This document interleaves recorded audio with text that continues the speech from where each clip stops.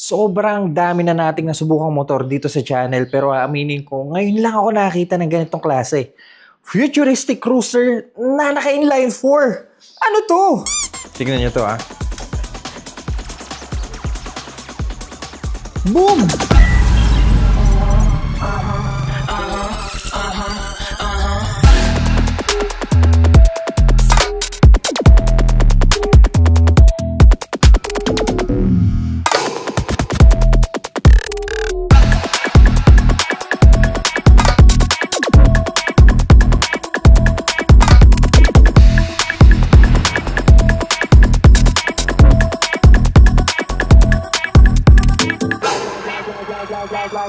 Like.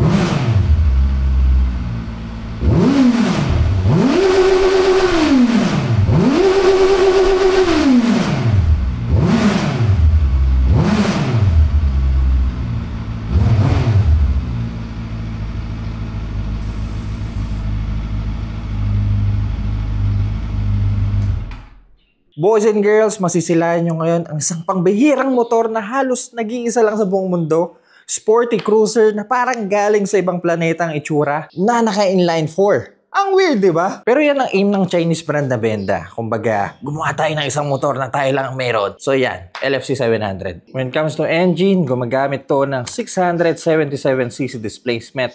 Inline 4 engine, 6-speed liquid-cooled 16 valves double overhead cam na may 84 horsepower at 10,300 RPM and 60 Nm of torque at 8,600 RPM. Fuel tank capacity is 17 liters, may tumataginting na 287 kilograms at mabibili nyo to date for an SRP of 630,000 pesos. Alam nyo, hindi na rin masama para sa itsura niya. Kasi unang tingin ko sa kanya, ito, yung unang impression mo sa kanya, mukhang milyones yung bike pero hindi. Tingnan yung frame, balot na balot ng aluminum. Ang ganda ng texture niya. Halos lahat ng kinakapitan, aluminum maging yung swing arm. Ang kapal, tsaka ang lapad, grabe. Malapad na tangke, 17 liters tank na nakakuvera ng plastic. So, kung maglalagay ng mga magnetic tank pag, hindi uubra. Ganda ng combination no? Gray tapos black. Ito yung mga gusto kong tandem na kulay. Speed looking tank cap.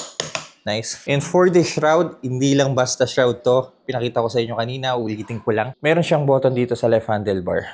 Yan, hold nyo siya. Teka, hindi pala nakuha yung makina. Hold nyo siya.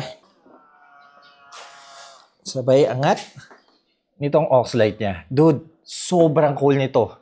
Teka, parang medyo wiggly lang siya. Ngayon lang ako nakakita ng ganitong feature sa isang motor. Usually, mga ganitong klaseng shroud, andito yung design ng intake Pero sa benda, ginawa nilang parang palikpik ng eroplano. Para isara, either hold nyo ulit to o patay niya. Also, andito na rin ang ating turn signal. Teka, pinatay ko kasi. Automatic siya magbubukas. This serves as our daytime running light as well.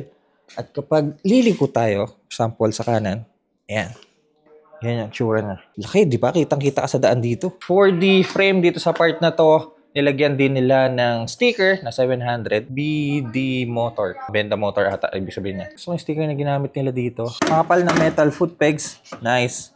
And for our pedal, ganito yung itsura niya. Teka, stuck ba to? Ito yung stopper niya, yung tornilyo. So, kung gusto niya siyang i-adjust, siguro mag-nitpick lang ako. Ewan ko, parang pinilit lang na design niya. Nababakpak tuloy yung pintura. For the pillion footrest, yan yung itsura niya. Katulad ng meron sa main footrest. And for the seat, we have that very low single piece seat. Kapit na kapit yung leather na ginamit sa kanya. Tsaka meron pa siyang hawakan dito sa taas. Kung itutulak nyo sa parking yung bike, dito nyo ikakapit. Siguro itong part lang, nakaangat siya palagi. So tendency kapag gumamit ka ng pressure washer, ipapasokin tong loob. And may basa pa nga, nililis ko kasi kanina. Malapad yung upuan nyo tapos ang baba ng cutout. Pasensya na kayo mga cutie pies kung medyo maingay lang. Nag-uulang kasi. Sa harap, eto gusto ko tong part na to. Buksan natin para mas ma-appreciate nyo. Mas maganda kung buksan natin yung parang palikpik niya. Dude, yan yung front end ng LFC 700. Sobrang ganda. Parang spaceship.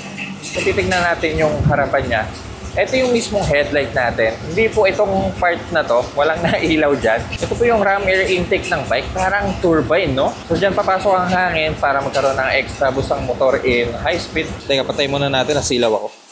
Ito na siguro isa sa pinakamagandang front end na nakita ko sa isang motor. Ang tindi ng ginawa ng benda dito. Meron din maliit na benda logo in silver dito sa taas. Wala tayong extra fairing. I think may mabibili naman siguro aftermarket para makobera nyo tong part na to. Anyway, maganda na tignan eh. For the rear, napakasimple. Gustong-gusto kung paano ka-minimalist yung itsura ng LED taillight niya na may benda logo dito sa aluminum frame. Ganda nito, parang Cyclops, parang Robocop. Ewan ko, ang ganda. And for the rear fender, gumagamit po siya ng tire hugger. Makapal to, kasi makapal yung gulong. Mamaya papakita ko sa inyo. At meron tayong cute na turning light dito sa likod. Aluminum din ginamit nila para sa tire hugger. Oh. Majority kasi ng mga cruiser ngayon, belt drive ang ginagamit. Pero para dito sa Benda LFC, naka-chain drive to. Mas madalas lang ang maintenance kumpara sa mga belt drive at shaft-driven na motor. Pero mas mura siya. Laki ng sprocket, tapos ang haba ng kadena. Oh. Sabayan mo pa ng malapad na swing arm. Macho ng motor. Hindi po kilas ang bike. Desusi ito. Pero kagandahan dito, pwede mong gawing kiles. Anong ibig sabihin nun? Nasa right side ng chassis ang susian. Like any other cruiser. This is our dash. Boom! Ganda ng display. For example, running na tayo. No? Pwede mong tanggalin ang susi. Push mo lang. Then, yan. So, andun yung peace of mind mo na hindi mahulog yung susi mo sa kalsada. So, this is our dash. Yung magamit ng 5-inch TFT display. Makulay na display actually. Ground tachometer. Speedometer dito sa gitna. Gear indicator sa upper right.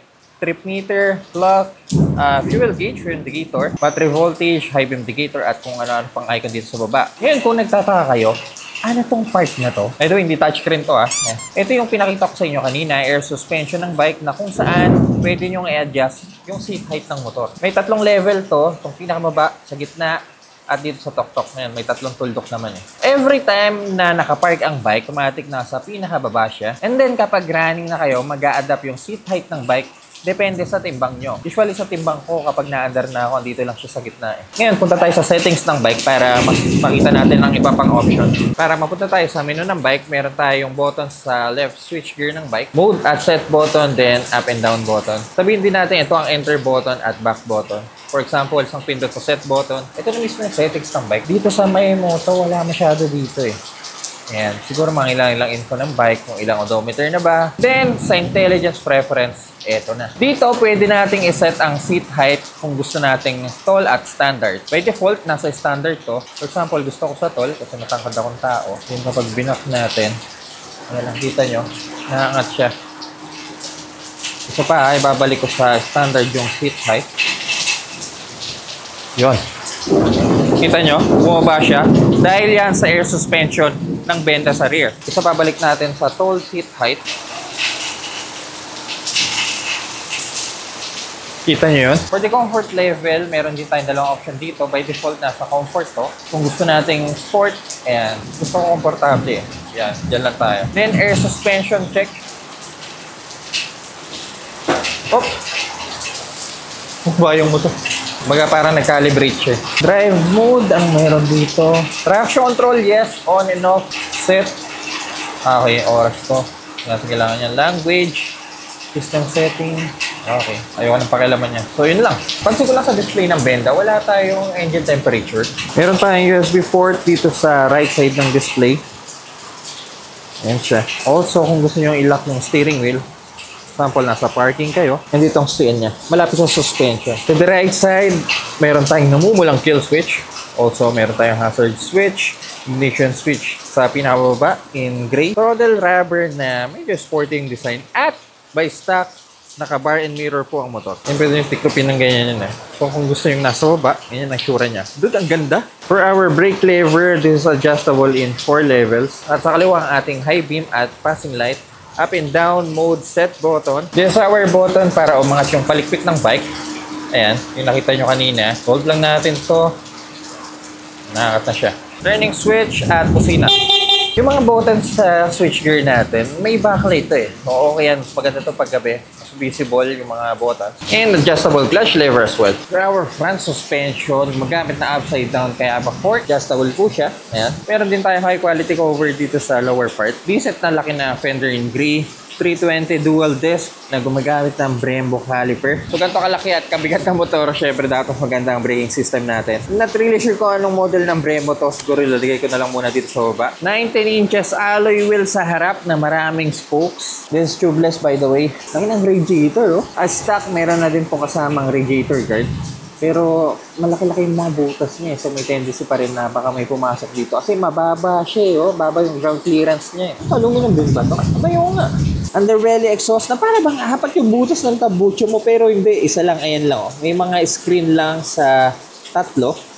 Pang-apat. Ayan yung tambucho niya. Nice no? Then ito hindi plastic cover to ah. Aluminum din to. Grabe. Siguro magkapalit kayo ng aftermarket exhaust. Medyo malaki yung igaga ng bike. Tulad ng pinakita ko sa inyo kanina, aluminum swing arm na ganito po kahaba, ganito po kalapad. 260mm single disc na naka-single piston Brembo calipers as well. At gumagamit ng air suspension sa likod. Yan na-adjust yung seat height natin. At ito pa, isa sa mga highlight ng bike. 18 inches alloy wheel sa rear na gumagamit ng stock size na 300 by 35. Dude, ganun po kalaki ang gulong sa likod. Malaki na yung kamay ko pero yun nyo, siguro dalawang dangkal. Sa extender ko yan, 200 tong size na to. Ayan. Malaki na yung gulong na yan ha. Pero dito sa LFC, sobrang laki na to. At sa harap naman, 130 by 70. Yung Triumph Rocket 3 na na-review natin, 240 lang yung stock size niya dito sa rear. Sa Benda LFC, 300. Grabe no. I think that's it for our familiarization. Oras na para subukan natin to sa kalsada. Kasi doon ako na-excite. First ride sa Spaceship Este sa Benda LFC 700. Ang haba nito, grabe. By the way guys, wheelbase is 1,720mm and ground clearance is only 160mm. Sabit sa house ba itong ganitong ground clearance? Malaman natin mamaya. Sobrang macho ng bike. Ganda nitong part na to. Gustong gusto ko yan. Tingnan yung gulong oh. Grabe. Parang mas malapad pa to sa gulong ng Hilux natin eh. Makikita pa hindi na natin papatagalin pa. Unang upo.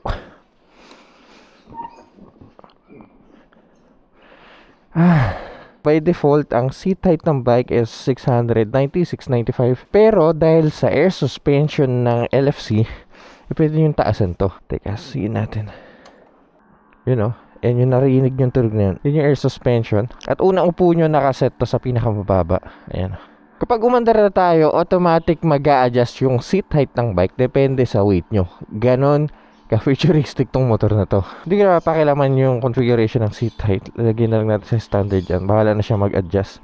Baba natin to. Mas maganda kapag nakababa eh. Pansin ko lang din yung side stand natin. Sobrang tigas. Tsaka walang spring to ah. Titiklopin nyo siya. Kailangan full force. Ang mahirap yung pagbaba nito eh. Yan. Matigas yan. Tsaka mabigat. Restart na natin.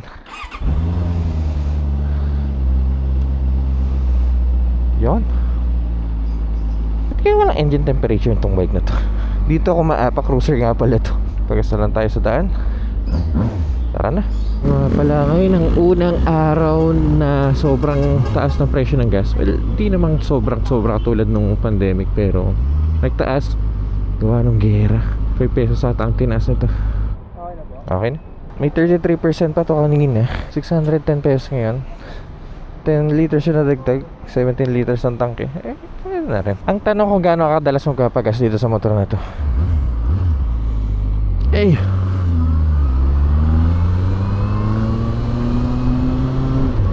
Masayad yung pa ako.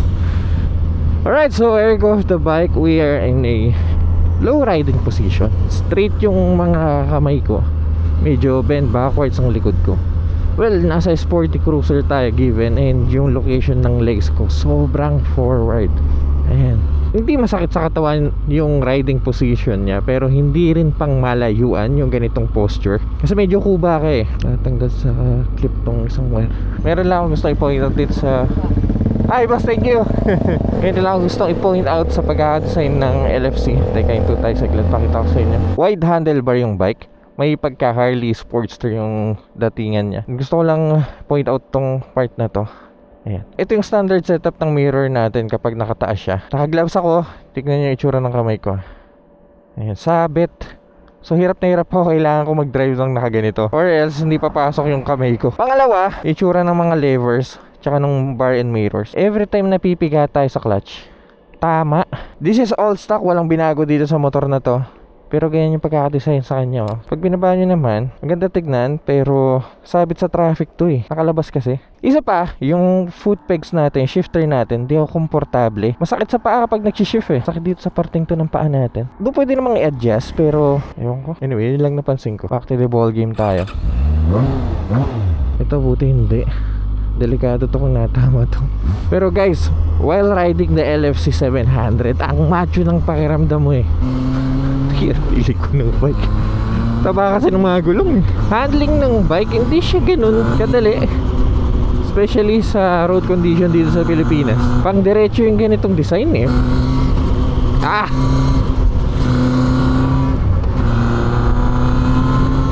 Ito sharp tong kanan na to.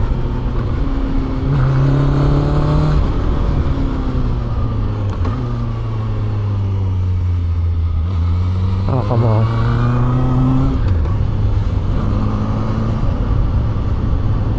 Just imagine kung filter ka ng traffic gamit tong bike. Sobrang hirap. Ang haba, ang laki ng gulo, ang hirap iliko. Ito yung literal na TS Pogi bike talaga. Power ng bike, 84 horsepower.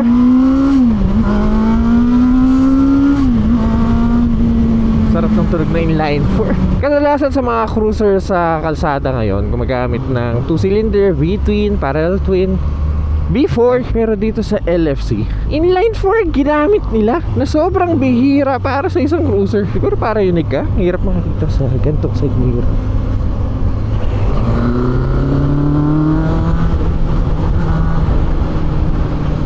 Most inline 4 smooth ang takbo, pero sa case ng LFC, sobrang vibrate ng foot pegs natin. Meron din sa handlebar pero hindi kalakas katulad ng nasa foot pegs. Yes, by the way, sa air suspension ng LFC, napansin nyo kanina natakbo tayo, nasa gitna yung seat height natin. Then kapag approaching kayo sa traffic light, once binaba nyo yung dalawang paa nyo o naramdaman niya na naka-standstill kayo, nasa traffic light kayo, automatic bumababa yung seat height ng bike para mas madali nyo malapat yung paa nyo. Ang cool, no? Then kapag umandar na tayo, makikita nyo mamaya dito, nasa gitna na ulit siya.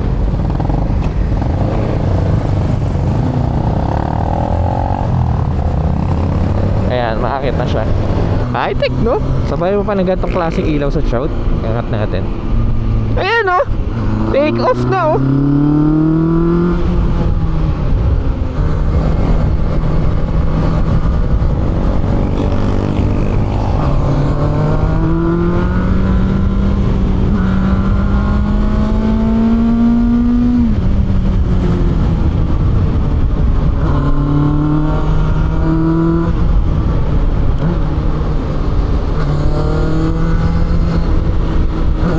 Mabigat yung bike pero yung acceleration niya ang lakas ng bigay yun.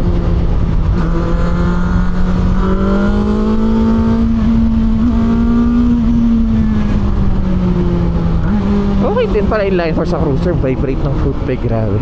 Dito tayo sa favorite place to be para mag-review. Wala kasi tayo lagi kasabay dito eh.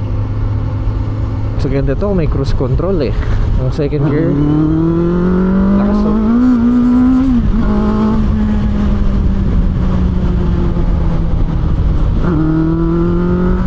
Parang di lang ako sanay makakita ng 3 digit kapag takbo natin 56. Medyo na ako sila dito sa part na to. May nabasa akong article, malaking inspiration daw sa paggawa ng engine ng LFC makina ng CB650R ng Honda.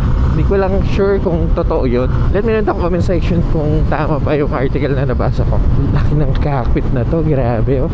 Pag-usapan natin yung presyo niya, 630,000 pesos. Aminin natin hindi para sa lahat ang presyo na yun. Despite na Chinese brand to, para sa akin wala namang masama kung Chinese brand.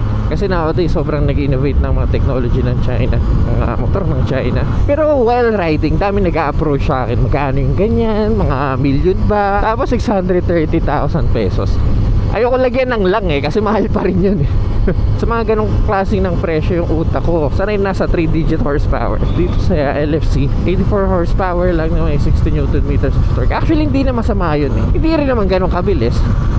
Enough na siguro para mag-compensate sa weight at sa power pa ng bike. Pero dude, bibili mo dito kung gaano kaangas yung itsura ng motor eh. I mean, kung may budget ako bakit hindi? So mga hindi po nakakilala sa brand, hindi ko kayo masisi dahil kailan lang in-introduce sa Philippine market ang Benda. Under po to ng Mitsukoshi, sister partner nito ang SYM, Benelli. So when it comes to parts and reliability ng bike, I'm not really sure. Question mark pa rin sa akin yun. Siguro mas maganda kung nasa forum kayo ng Benda o kaya sa owner ng LFC. Pero yung mga ganitong klaseng bike, expect nyo na hindi ganun kadaling makakuha ng pyesa.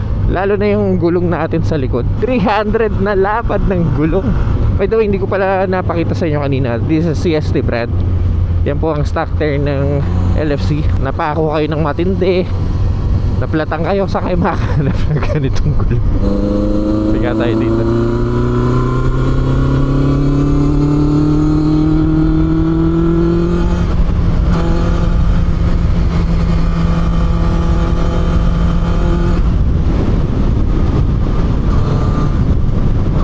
Fuel consumption ng bike, pumalo po tayo ng 17 km per liter. Pwede na. 287 kilograms, 84 horsepower, 700cc. Oh, yun ang kagandahan.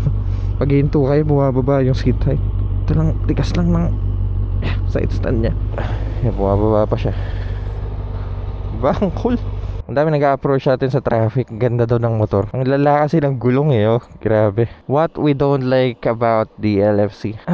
Siguro yung pagkakadesign sa kanya. Oo, 80% sa kanya magandang tignan. Pero may mga maliliit na details na, alam nyo yun, parang pinilit eh. Unang-una yung pinakita ko sa inyo kanina dito sa may left handlebar. Dahil nga dun may gasgas na yun. So yun, natama siya. Pag pinipiga mo, siguro palit lang kayo ng clutch lever, okay na. Pero stock hindi dapat ganun eh. Pangalawa yung spacing niya ng mirror. Mas maganda kung magpalit na talaga kayo ng mirror tsaka ng mga levers. Pangatlo yung mga malilit na detalye sa kanya, tulad nitong brake pedal. Yan, tatamaan yung bakal tsaka yung pedal natin. Doon yung mga wirings di ganun kalinis. Wala tayong engine temperature. Hindi ko alam kung sinadya ng Benda yun. Or vibrate yung bike to think na inline force siya. Siguro okay lang naman yun. Wala naman talagang smooth na cruiser. Isa pa, hindi ganun kadaling maghanap ng pyesa nito. Tulad sabi ko sa inyo kanina, maganda tignan yung gulong, sobrang laki. Pero kasi, saan ka makakahanap nito? Just in case of emergency. At lastly, hindi siya ganun ka-convenient para sa iba. Well, yun nga yung point eh. Just like any other cruiser sa ganitong category, Triumph Rocket 3 na 3-cylinder, Ducati Javel na V4, hindi rin naman convenient yung mga yun. Ito yung sinasabi kong trophy bike, mga kitty pies eh. Yung tipong tititigan mo lang siya sa garahe, gaano makakomplikado yung itsura niya, masaya ka pa rin habang nagkakabe. Parang ganun. Kasi bihira may ganito sa daan eh. Kung kayo ang tatanungin, mga kitty pies, bibili ka ba nito for 630,000 pesos? Let me know in the comment section down below. Before we end this video, we would like to thank Klein and his father. Dahil sa kanila ay nasubukan natin napakagandang motor ng Benda. Klein, kung napapanood mo to ngayon, pagaling ka. So makapag-ride din tayo. At sa father mo, sir, ang ganda po ng bike mo. Maraming salamat sa pagtiwala at sa suporta. And sa mga cutie pies natin na patuloy pa rin nanonood sa mga reviews at videos natin, maraming salamat po. So mga cutie pies, dito na lang muna ako. Buti umaraw kahapon, sobrang lakas ng ulan. Kung nakatulong po tong video na to, kindly leave a like. At kung mahilig kayo sa mga ganitong content, huwag kayong mag-alala dahil nasa tamang channel kayo. So make sure to press that subscribe button dyan sa baba. Matalsik pa rin talaga sa likod ng putek. So yun, kahit ang laki ng mudguard niya. Ang laki kasi talaga ng gulong eh. So wala kang takas dito. So mga cutie pies, see you po sa next content. Uwi ko muna to.